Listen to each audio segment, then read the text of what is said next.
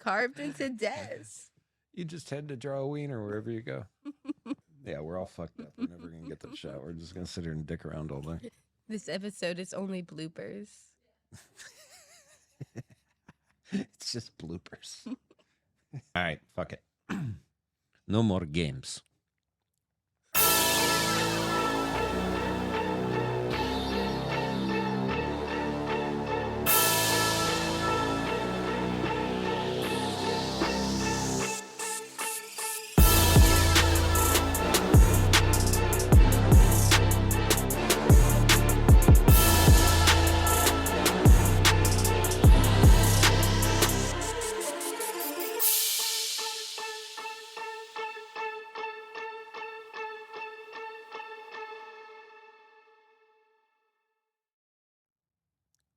Okay, thank you for tuning in to the Redacted Podcast. We have our guest here today who's come on under the guise of being anonymous. So thank you for coming on. Thank you for having me. And then we have Pamela back there. She's running the soundboard, the video board. She's been sworn to secrecy, so she's not going to reveal your identity to anyone, so you're completely safe to tell us your whole truth and nothing but the truth. So kind of what you messaged about, and we talked about it a little bit before, is that you had a time where you were a professional cuddle buddy. Is that the right thing? Yeah, that's the correct term. Cuddle buddy. Someone to platonically snuggle with. Snuggle friend. A snuggle friend. It sounds so adorable. It's pretty fun. No prostitution. You're not linking with people so that you can have any kind of sexual activity. It's purely platonic and pays very well, surprisingly. Okay. So, it's interesting you got into that, and then you mentioned something right before we started here, that you grew up as a Jehovah's Witness. Yes. And you said there's kind of a pipeline from...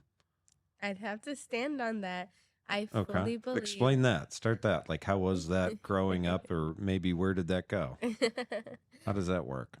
I want to say my family's been witnesses since I was in elementary school. Okay. And it was kind of intense. Not church, they don't like that phrase. The meetings on Sunday, meetings on Saturday, meetings Tuesday nights, go out in service, knock on doors Saturdays. You gotta keep up with the magazine they publish every week, do your lessons, attend extra Bible studies. It's all very rigid and scheduled. It was a lot for me growing up because I wanted to do fun stuff. But, So you grew up with that most of the time you lived with your parents, like through grade school, junior high, high school. Yep. Only. Wow. So they converted at some point? They just, decided in the middle of, they're 30 years old and they're like, I remember. I really don't get enough church. I'd really like to go 12 times a week. My parents, from the earliest that I can remember, were always on the hunt for like a religious kind of group that they felt in line with. I remember popping from church to church on like a monthly basis. We would try out a new church. So they were like shopping. While. Yeah. And I don't know what it was about Jehovah Witnesses that drew them, but we stuck with that for a really long time. And granted, individually, witnesses are some of the kindest, most generous people that I've ever met. But I've experienced that. I understand that. Yep. But as an organization, it's so kind of cold, Yeah. There's you have to do things very by the book, and if you mess up, you're expected to like repent and like so totally humble and debase yourself. Like, I had a friend who was also a witness, the only other witness I knew in middle school. And to this day, I don't know exactly what she did, but we had to it's called the phrase is like eluding me right now, but when you do something wrong, you're supposed to like still come to the services, still come to the meetings, but nobody's allowed to interact with you until the elders decide that like you've repented enough. You've And been like, shunned. yeah, we shun you Yeah. for like an extended period of time. Even outside of like service, you're supposed to not interact with them. And it was really a disillusionment for me personally. But I was never super totally in the fold growing up. It was kind of hard for me because I was always kind of curious about things that they weren't allowing, you know? Like movies, TV, Yeah. holidays. We didn't celebrate any holidays except for Thanksgiving, and still to this day That's a it's a weird one. fact. That's a weird one just to throw in there. My dad really likes Thanksgiving. But we don't do birthdays. My parents do like really low-key anniversaries. No Christmas, no Halloween, no Easter.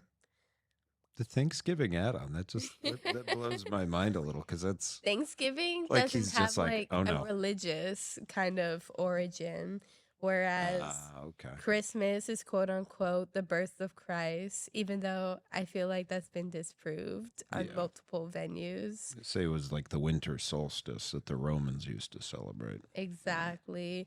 Easter is because of his resurrection, but the traditions of the holiday are very pagan, and that's why a lot of witnesses don't do holidays like that. Well, Easter's weird. Yeah. The way we celebrate it's super weird. It's like a bunny lays eggs and we colored them for Jesus. The bunny is because of a pagan god, like of fertility and all that kind of jazz. And so witnesses are very anti religions that utilize pagan traditions to bring people into Christianity, you know? I get that. I could do away with the Easter stuff too. I'd Like, agree. the whole like Easter thing's a little creepy. The bunny and the pastels and I fully I like the Cadbury agree. cream eggs though. I can't go without Those hit. Though they're small now. Nothing's as good as it used to be. No, the eggs used to be like a full size egg. Snickers used to be bigger. Reese's Cups used to be bigger. Everything used to be better. Or maybe we were smaller. You know, that's something I never considered. That's where they get you. They just shrink it as you grow up, and then they're like, they're not getting smaller. You're just getting bigger. Gaslighting. The gaslighting, the Cadbury bunny. That is hilarious. But I'd say the witnesses are very strict when it comes to like sexual topics. They're As are most religions, organized religions for sure. Which is strange because it's like, I mean, why do you pick that? Sex work is one of the earliest legitimate professions, and they were doing it in Christ's time. They were doing it before Christ. And Oh yeah. God has always shown mercy to sex workers. So I don't understand where this hatred comes to play, you know? I think there's a lot that goes to it, especially in Western culture. Like if we're talking about America even specifically, is we have this very Quaker beginning. which was, I mean, that kind of stuff led into the Victorian era where it was like, women shall not show their ankles. And it's strange. It's this strange prudishness that we have. And I mean, sex work as it is, it's something that, can be used well and can be legitimate. And, as time kind of goes on, I think America's shifting in the direction of more like, okay, this is going to happen whether you like it or not. And are you going to shun this and pretend it doesn't happen, or are you going to understand this and try to, educate people and make safe spaces and, create some kind of a standard, or just, not ostracize it and then go like this, like it's not happening, it's not happening. Yeah. And it is strange. It's a strange thing, and it's really relegated to the Western world, and I would say even, America, Canada. It's like that Quaker thing. It just deeply rooted into anything, and that was a religious thing. But it's I don't know. It's strange. People seem to put sex, anything sexual, up on some pedestal. Like, exactly. Okay, I can get drunk all the time and talk about that, but let's not talk about boobs. When you portray things to be like a out boogeyman. of reach. It's a boogeyman. Exactly. We've created a boogeyman about nudity and sex, and it's like there's all these other things that we have that are so much more harmful. Yeah. And habits and, behaviors and desires and wants. I mean, there's greed. But what do we do with greed? We put that, oh, that's a good thing. Like, this guy makes a lot of money. Good for him. Exactly. But that's greedy. That's an addiction. That's a behavior that people have that's, kind of fucked. Like, you shouldn't be greedy. Jesus said, don't be greedy. For sure. Like, who is to draw the line on what's acceptable when it comes to these quote unquote cardinal sins? Like, we live in a capitalist society because people have decided that there's a good type of greed, but sex work is banned and negatively polarized because people think that there's only bad applications to the sin of lust, Well, and that's like the number one, but then that's what we think. But then you look like, you look in the Bible, and there's I don't know what, I can't quote, but it's easier for a camel to go through the eye of a needle than it is for a rich man to get into heaven, right? Yes. Like, it's impossible. Like, truly. But for some reason, we don't put that anywhere near what we put sex and nudity. It's this whole taboo thing. But anyway, you grew up with that, and do you think that ultimately that pipeline is derived, like you said, the pipeline is derived from maybe this repressive? I'd fully agree. To normalize subjects is to make it more approachable for people. When you're telling children from their formative years that this is bad, don't look at it, don't touch it, don't think about it, it needs to be put out of your mental, they're only going to be more curious. And when they finally have the freedom to pursue things on their own, they're going to disproportionately want to pursue those things that they were not given access to. And they're not going to be educated. And they're not going to be educated. Like you can, I think we as people, when we're grown up from kids, we get tapered into life. Exactly, yeah. Like, it's a slow transition. Like, you don't learn all your grown-up shit at once.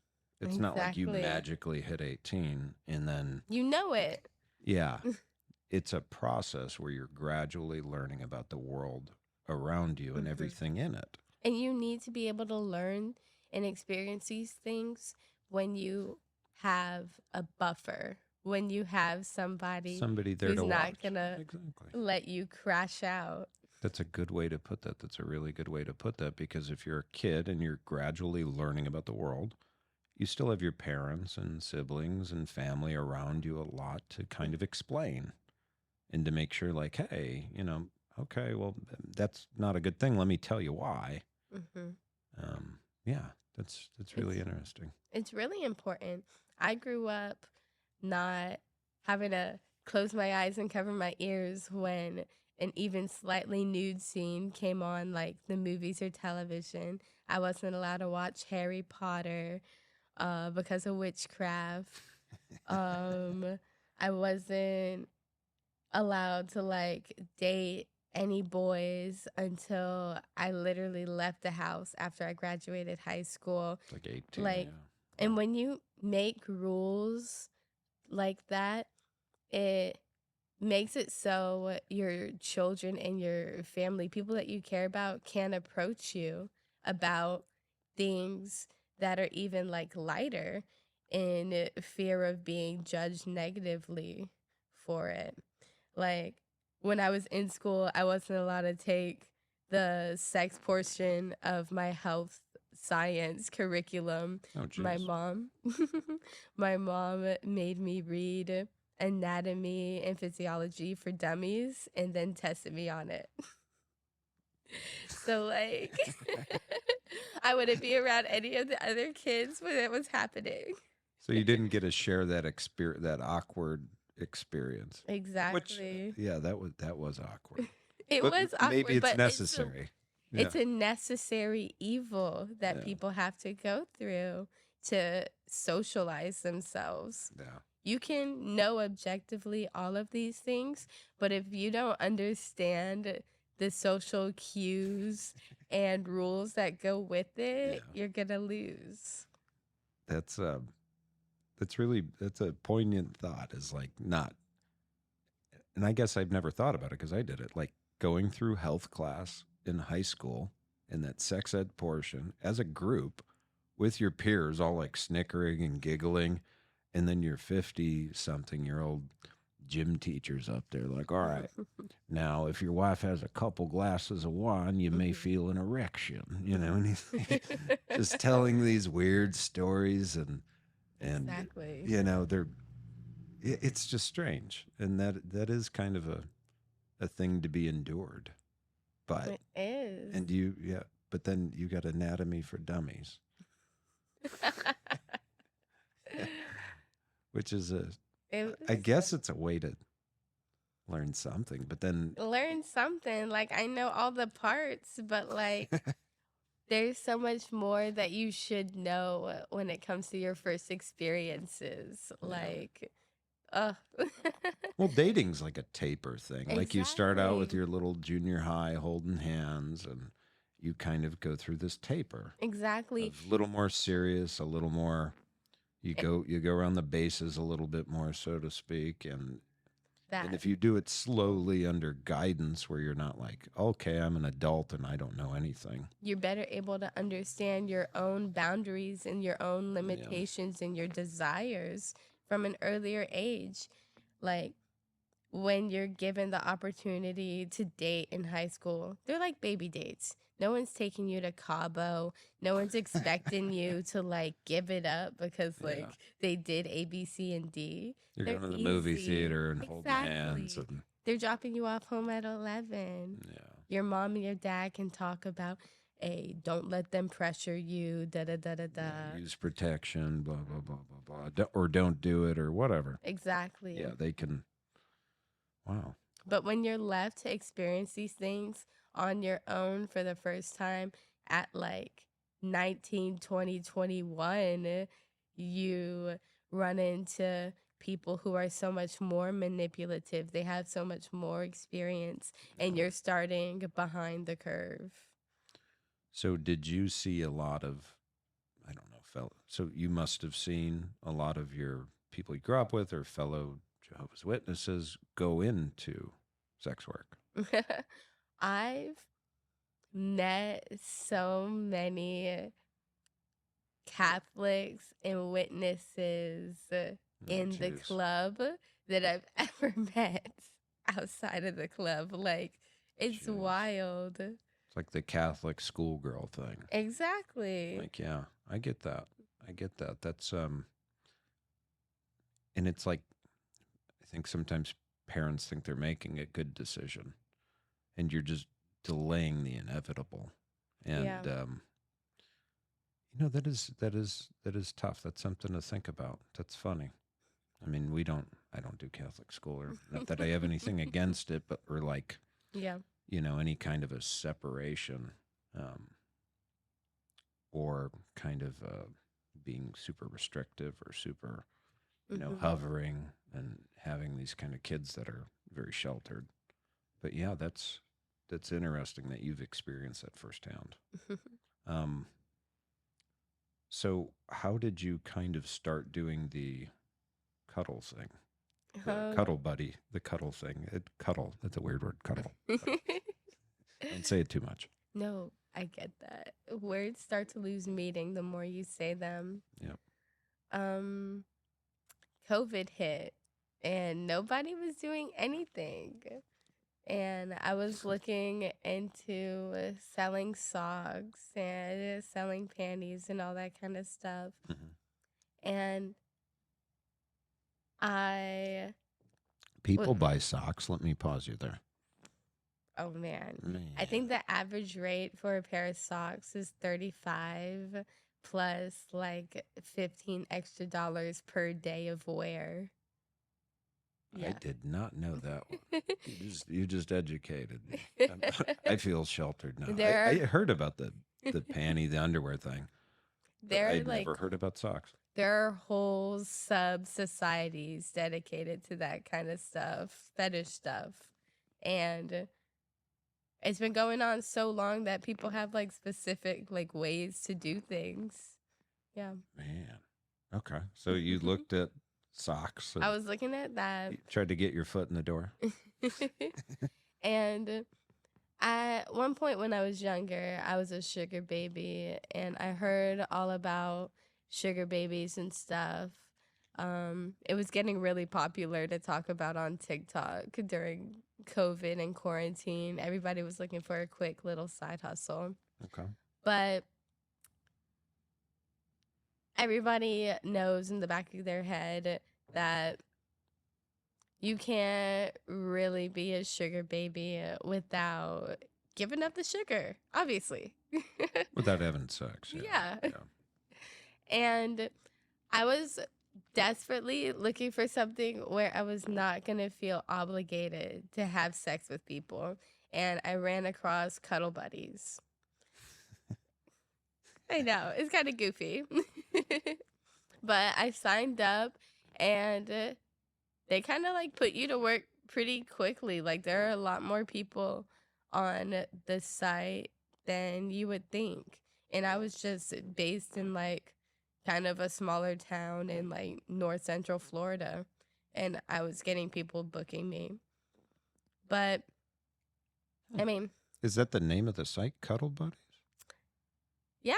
Okay. Yeah, it is. So you just like you go on there, you create a profile and set some prices and Yep, you set your rates. I put it at $75 an hour, and people will reach out to you. Hey, I'd like to book you for this date. Do you prefer booking a hotel? Do you prefer coming to me? Do you prefer me going to you? You like set all the basics, and it's very people get easy. a hotel to cuddle. Yeah. She's people who have roommates, people married who people. have kids, people who are married. There are so many people who are in relationships with one, dead bedrooms. Everybody's heard of that. I think that's every married couple's fear, being in a sexless marriage. But even to a greater degree, there are people in relationships who aren't given affection, people who have just become apathetic towards each other, and it's sad. Like they're used to the routine, they're used to their partner, they love their partner, but no longer in love with their partner, I suppose. And so it's more than I'm not having sex with my wife anymore. It's my wife doesn't comfort me. I Doesn't don't touch feel me. Some like people need that. You need that exactly. physical touch. Yeah. Exactly. I think that men disproportionately go through a lot a lot more emotional abuse than people like to think about. And I think that's why they're like the biggest consumers of cuddle buddies, escort sites, A, B, C, and D. You know? It's kind of like that, like suck it up thing. Is that what you mean? Like Exactly. you're not supposed to need touch. You're Exactly. supposed to just work and be a badass and suck it up, and Men in our society you are just given the want short sex. end. That's the thing I do notice is a lot of times men will be reduced to just wanting sex. When you Exactly. realize it's not necessarily about the actual act of the sex. It's about the feeling, the emotion Hmm. behind it, the A lot of times it's the feeling only needed, way that. feeling important, feeling wanted, desired. Hmm. Um, so that is something funny, and you notice that firsthand with your. I'm sure you talk to these guys, and you Oh, learn yeah. to understand It's like, the void. it's almost like, I'm gonna say like today therapy is more accepted, but it's almost like a little back in the day, even people were so scared of the stigma of therapy that they would look for any other avenue to like be uh, I don't even know how to say it, but like They look any for other another outlet. Yeah. avenue for an outlet, you Yeah, know? that wasn't therapy. Like you go to Exactly. therapy, People go to because you're strip broken. clubs Because to you're talk broken. to the girls Yeah, instead of booking a therapist, you know? Anything to put a band aid on it. I interviewed a stripper Hmm. and heard the same thing, and it was like it is strange, and that does make a very good point. It just how much we really do get reduced to just well, you just want sex. You- Hmm. and yeah, so that's but your specific thing you were doing was geared towards what they need, and I think Hmm. maybe something more acceptable than therapy to them, because they're like, well, I just need some touch. Like they Hmm. can kind of admit that maybe that's what they wanted. And so when you would book these and Hmm. go to the jobs or the appointments or whatever, they legit wanted company most of the time, I imagine, or, Yeah. or touch. I even had a few people who booked me who had good relationships with their significant other, but um like truckers, they didn't get to see their significant other for 3+ months at a Oh, time. jeez. So when they landed in a different state, they would look up cuddle buddies in the area Huh. and just take a few hours off the road and be in a nice homey setting and have someone to rub your head and watch a little Netflix with and listen to you talk about your day. People Hmm. need an outlet, and sometimes they get to a desperate point, you know? Yeah. Yeah, that's but very understandable. I mean, I could see that, and I think that sheds an in very kind of important or overlooked light onto that. But what was did you get like did you get people some really weird requests, and like they just like you walk in and you're like, well, I wasn't quite expecting that, like because um, it's company in general, right? It's not like you just come in and spoon right away and start your watch. You're yeah. coming in, you're talking with them, you're You chat for a little bit, like you take it at your individual pace for sure. but people will definitely give you their preferences beforehand. Um, People who utilize cuddle buddies definitely know what they're in for and definitely know what they want. And I've had a few weirdos for sure. What's a weird one you got? Not that they were weird It's just different. individually, Just different. but the experiences were kind of unique. Okay. I had somebody who booked me kind of repetitively, and he, like, maybe the third time when he was more comfortable, he was like, I'm gonna go get you some food before you come over. This, and that. What do you want? And I'm like, I'm not very picky. I'll just snack on whatever you have at the house. And he was like, I don't really eat too much. I'm super picky. So why don't you just send me a list and I'll get you some food. And he got me my list of food, whatever. We spent some time snuggling, and I was looking around at Just his sitting on the couch snuggling. Yeah, looking Okay. around the couch snuggling. And we talked about all kinds of things. It was he's a very chill kind of guy, but a very anxious kind of guy. Yeah. Maybe a little high strung. A little high strung. I've definitely found that a lot of people who do these things are kind of neurodivergent as well.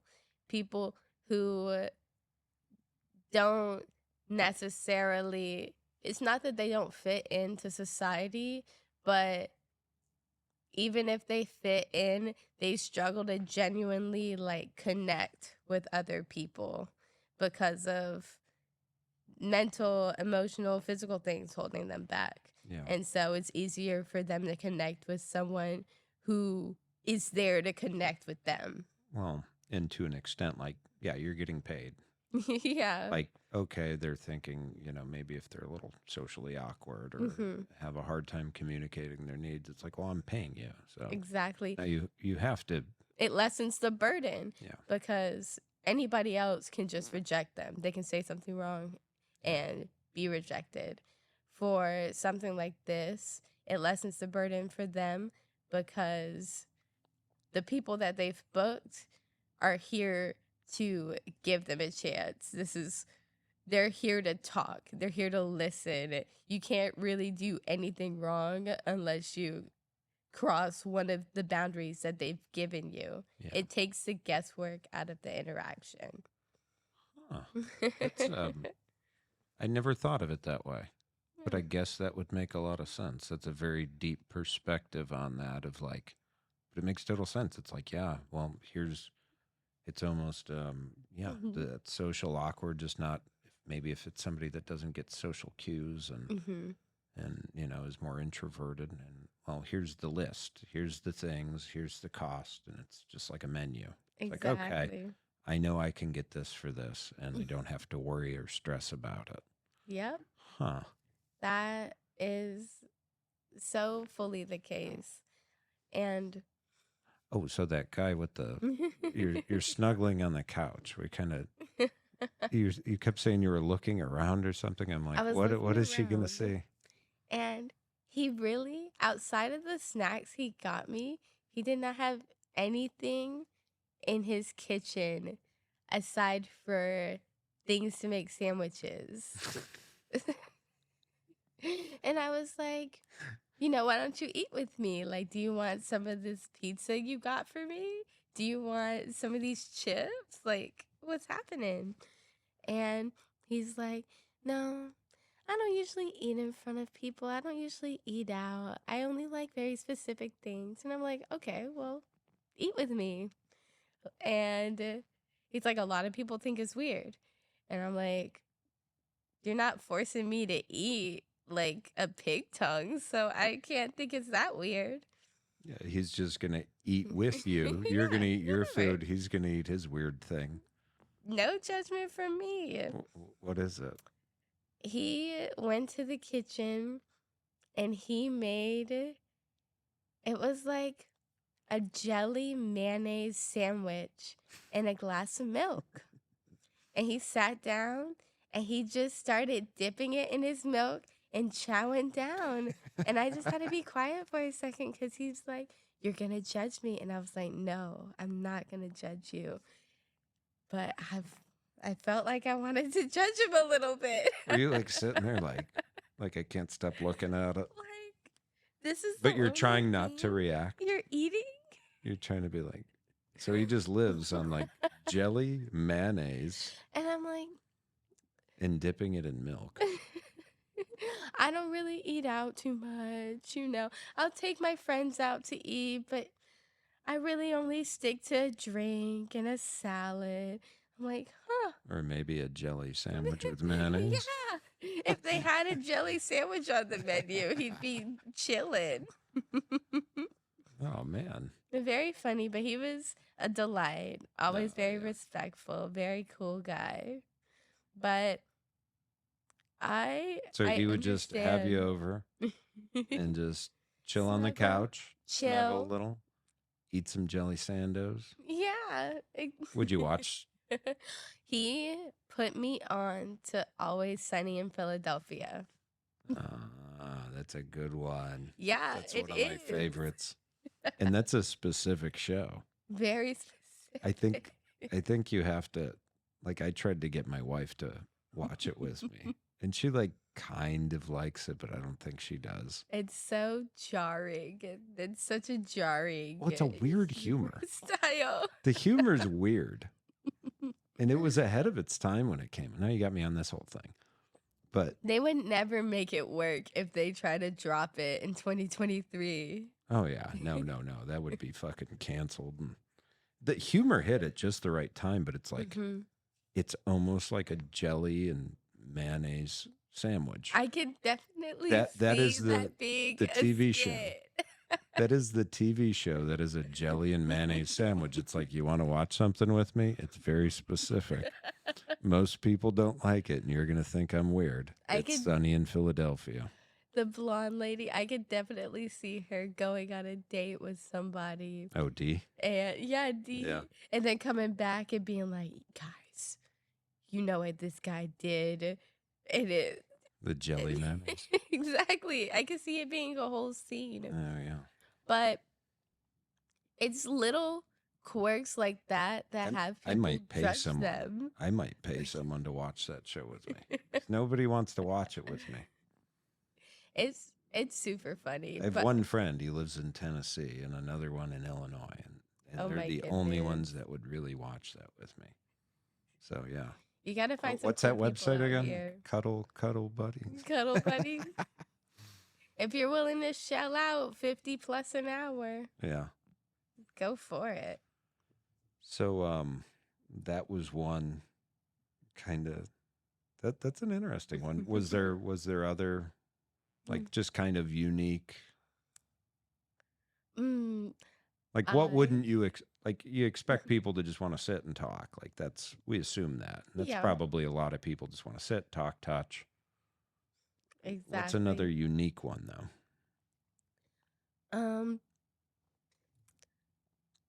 I had a booking that really could have gone like to the left, but kind of course corrected in of itself. I booked this older guy, Middle Eastern, and he booked a hotel room, and he was very cool. He was very polite, and it was like a 3-hour booking. And so we chatted, we got comfortable, we snuggled, we watched a movie, we ate some, I don't even know, some chocolate covered chips or something fun. And then he started getting kind of pushy to like have sex. And I was like, this doesn't comply with the rules and conditions of the site. And he was just kind of being pushy for a while, and I like finally had to put my foot down, like, I'm gonna have to leave early if you're gonna keep pressing me. Yeah. And there's always a risk for that on a site like this. People who want to press the boundaries, people who actually do full service kind of sex work are always kind of on these sites on the low as well. Yeah. But I set my foot down, and he was like so immediately apologetic. He was like on the verge of tears, and he was telling me that like his wife died recently.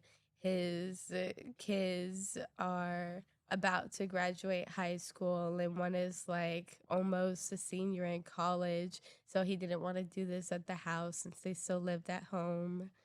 And he had just been so like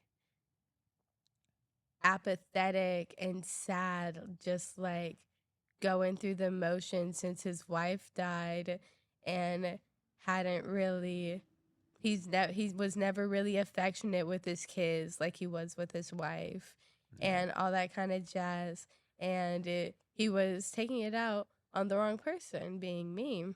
Yeah. And so I gave him another chance, and he really just like cried on my shoulder for on and off for like the rest of the booking. But it stems from what I was saying, that like men aren't allowed to be emotional and be soft. Men from childhood are not raised with the same sense of community that girls are. When a girl has a problem, she already has like 3+ girlfriends, Yeah. 3 people in her corner to like vent to talk to like, you know, plot and figure out things with. When you're in a situation and you only have your own perspective to go on, it can be kind of constricting. You don't know what to do. Mhm. And men aren't given that opportunity for community. Guys don't delve into deeper emotional issues with each other. Yeah. And so when men get a significant other, that's their sole like person. That's their soul connection, emotional connection. Yeah. Some guys aren't even like soft, or like not soft, but vulnerable with their children. It Yeah. always falls to the wife, you know? And so when If men those lose two that sides, connection, there's like that two sides of yeah, parenting kind of that you need. In a way, you need a hard and a soft. Like, you know, I saw a little kid like crap themselves at a Target once. Yeah. Like a 3-year-old or a 4-year-old, like they were wearing pants, maybe they're out of diapers, and they just like crap themselves in the store. Sometimes they have a hard day. And you see mom and dad there, and dad's kind of like, "What are you doing? You got to do better than that." And then mom's like, the hair stroking, "It's okay." Exactly. So there's those kind of two dynamics you need. You need a little hair stroking, and you need a little like, "Stop crapping your pants." I get it. But when men are put in a situation where it's just them, a lot of people don't have the ability to provide both ends of the spectrum. Yeah. They don't, which is why, I mean, like a 2-parent household is the best. Someone to provide the soft and someone to provide the firm. Yeah. But a woman, as a single mother, can provide the firm and can provide the soft. But I find that it's harder for men to like give in to that vulnerability needed to provide that soft connection with their children and others, if that makes any sense. Well, we're always kind of, I think guys are always only respected for what they can make or provide, or their talent, or their protective ability, and they're only wanted for this very small, it seems, for these very small, like, you know, span of things. You know, Mm-hmm. like, oh, what kind of job does he have? Like, marry a rich guy, marry this. There's all those kind of mantras um, that kind of exist in modern society, and it's even gotten to like this weird point where a lot of things that were, you know, dude things and people just kind of passed off. Like, oh, it's just some guy shit. Like guys going to the bar, hanging with their buddies, guys wanting to watch sports, guys lifting weights, guys liking their cars and wanting to have like hot cars. And they're labeling it like, oh, that's toxic masculinity now.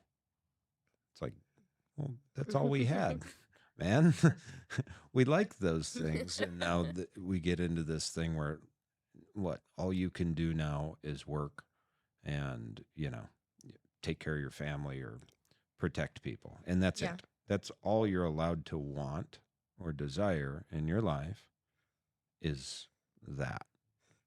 And I see a lot Mm-hmm. of people my age and, you know, people I know and other guys, they're just struggling with that because this is all you should need is to go to work and, you know, make money and provide and take care of people. You shouldn't want more than that. So it is fucked up. No, and men are getting the short end of the stick. Society puts all of those tasks and that pressure on them, and simultaneously society is becoming harder and harder to survive. Yeah. So we have these societal expectations. Women stay home and are provided for, but like, how are we supposed to expect the men to do the providing in a society that is constantly drowning them, you know? Well, and it's like I feel bad for young men. I feel Yeah. really, really bad for young men. And Like, luckily I came up when I did, but like to piggyback on what I was saying, you know, if that's all we're valued for, is that, you know, what kind of job you got, you know, what can you give? What can you do? What's your talent? So you got a 20 something year old man, but then the women he's trying to date mm-hmm. exist in this global marketplace of Tinder and where you're just finding these unrealistic men and seeing these unrealistic things. Yes. And it's like, oh, you know, they feel like because you know, some rich guy or some athlete swiped on them, that that's realistic. Yeah. Well, yeah, they'll go on a date with you, they'll have sex with you, but they're not going to marry you. So you have the yeah, it's like the whole like we're competing with I that too, and women have their own struggle with Instagram and beauty, and I think some of that's turned the corner and gotten better, but men still have that like, mm-hmm. okay, you're not six figures or famous or this or that, like what can you provide? And that is I feel really, really bad for young men because how do you compete? Because we never Genuinely. had to compete with that. It's like No. for And years, it's like a community. You're in a community, you meet a girl. I can mm-hmm. take care of you. I'm a good dude. Maybe you find me attractive. I'm handsome. I take you on some dates. I treat you like a gentleman. It Yeah. wasn't that hard. And back in the day, the standards were set by like your immediate community, what you could perceive that other people were doing. But now people have access to every else's experiences, no matter where they are. And so, yeah, I agree with you fully. I feel so bad for the men in the generation below me and the generation below that, because they're dealing with that generation of girls who are posting things like, you can't take me on a first date to a Starbucks, to Chick-fil-A, like it's got to be a 3-star restaurant, and And you got to be 6'1". you got to be 6'1". Yeah. You got to have a career. But like, these are 20-year-old girls saying this, which will totally cut out the 20-year-old boys who also need like people their same age to grow with, Yeah. to like learn from. Well, all then that kind of just stuff. everyone ends up single Yeah.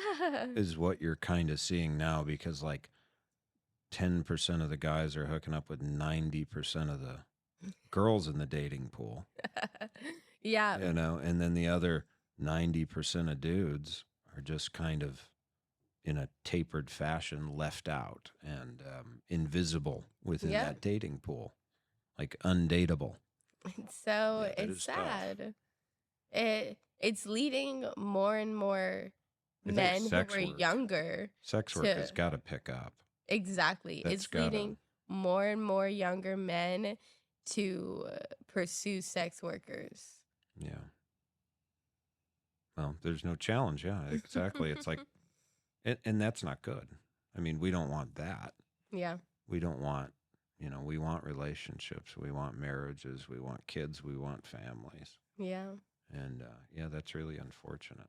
So back to, what you did, you saw a lot of this firsthand and you can kind of understand this in talking with these men. And it Mhm. seems like to some point you're almost kind of a therapist, which is crazy. And I've heard that from other sex workers. Like Yeah. a lot of it's like therapy, like even people with like OnlyFans pages and Yeah. they have, they can message and chat.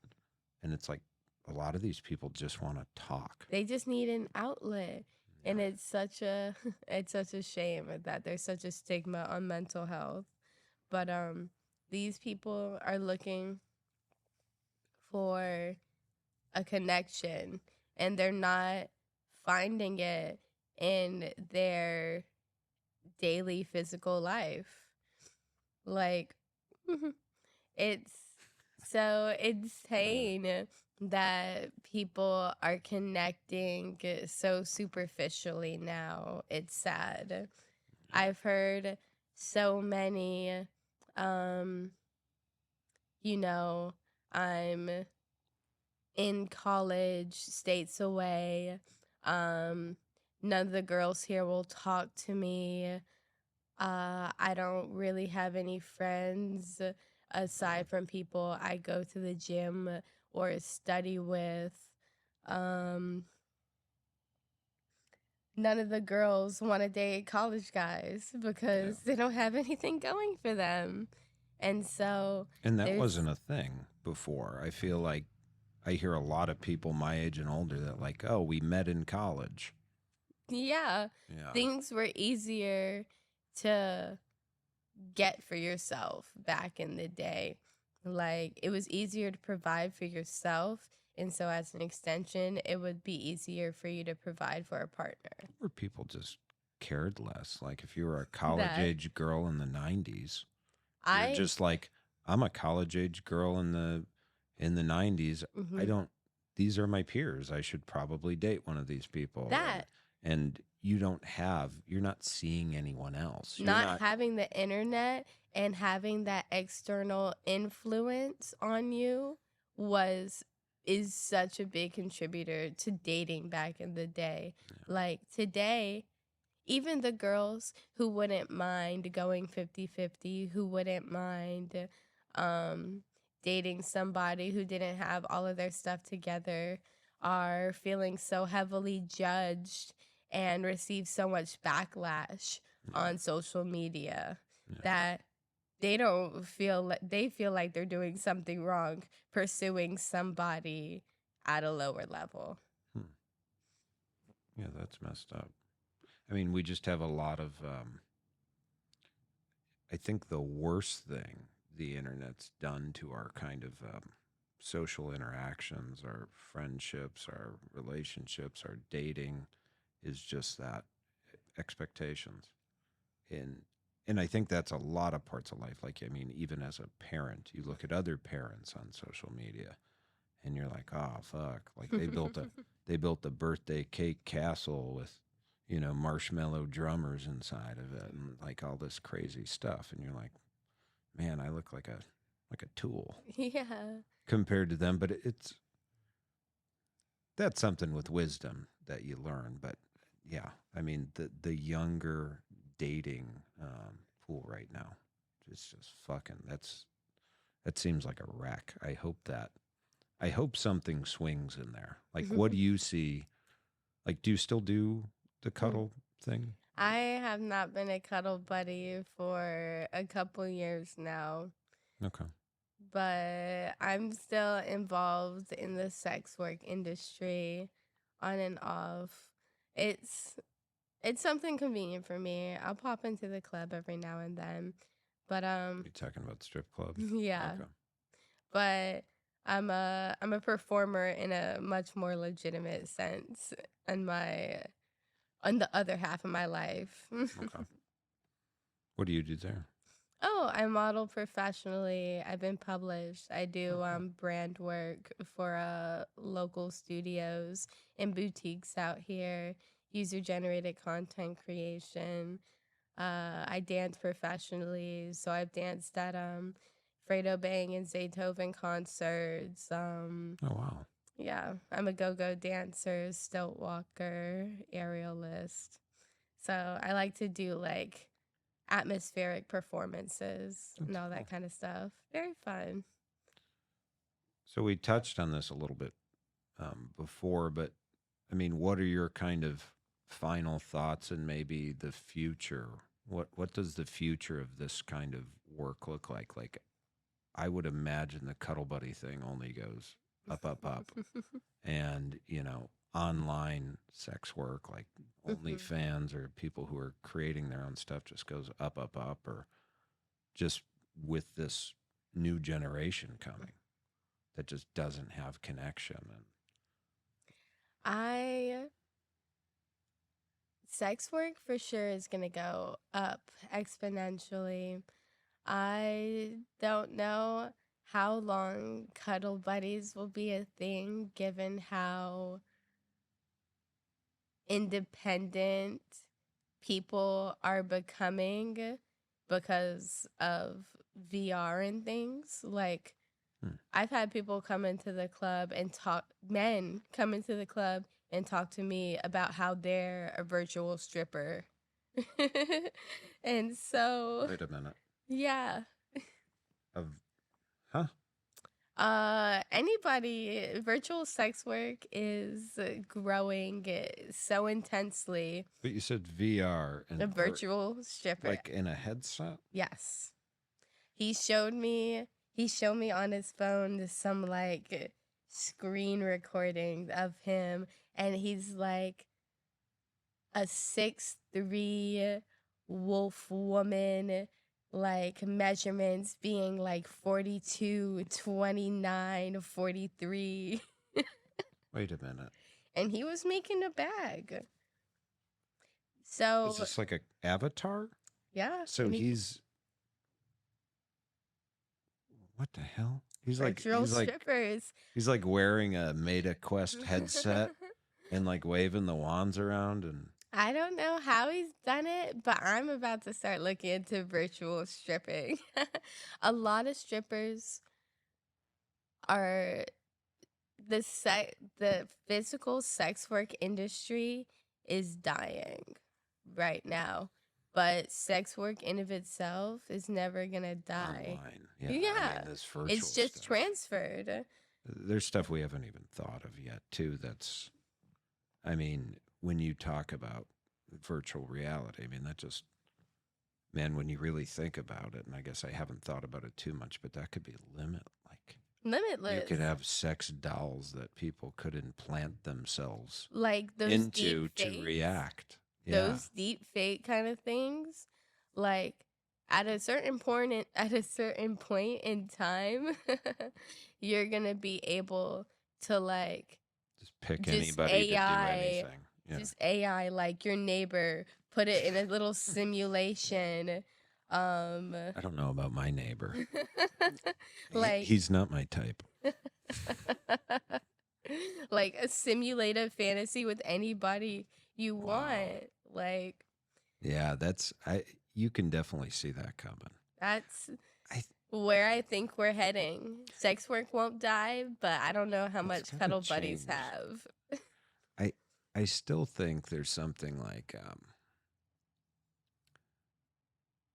I don't think that could quite die because there's still something to be said for a human being To want doing a and physical reacting. connection. Well, okay, so if you were an AI stripper, Mm-hmm. you know, or whatever, virtual, or if I could make you, you're going to be perfect Yeah. to exactly what I want.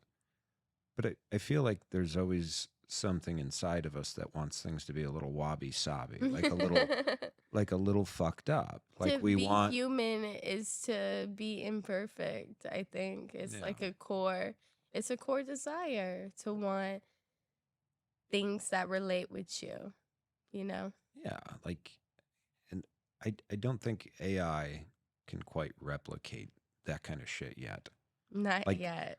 like like they can make everything perfect, but they can't make it fucked up. You know what I mean? Yeah.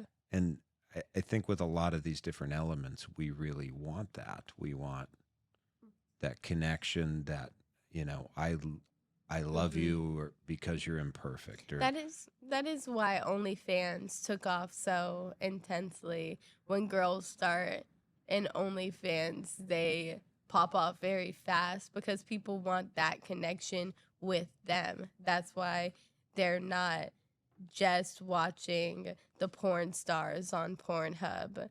They like that girl next door kind of yeah, vibe, in that personal, attainable. authentic, attainable Yeah. person to talk to. With real experiences. Yeah. Like you see, like I saw something that they had published about like Pornhub on how like amateur stuff is Hmm. far surpassing like studio stuff. And maybe the camera angles aren't as good or maybe the lighting's not as good, but it's real. And even though this one looks better, it looks more perfect. It's this one's like a little fucked up and it's a little shaky, but it's real people and I don't know. Yeah. So there'll always be a space for that, at least in the foreseeable future, until AI figures out how to make things fucked up. Yeah. Then it's Right. gonna be like, oh, you want this? It's like the Matrix, right? Like the Matrix. Like they said, like we gave you this perfect world, and your stupid brains rejected it. That's exactly it, man. The AI porn Mhm. and sex work and the Matrix. It all explains it. And then they're Yeah. gonna be like, we're gonna make it a little weird. I get it. The human experience. Your is virtual not- wife is gonna get a headache. the human experience is not as unique as people want it to be. Yeah. We're all going through the same things. Yeah. But yeah. Well, this was really enlightening, and you are a joy to talk to. And thank you for coming in and sharing with us. Thank you for having me. I had a blast. Good. And thank you for tuning in. Until next time, stay out of trouble. We'll see you in church.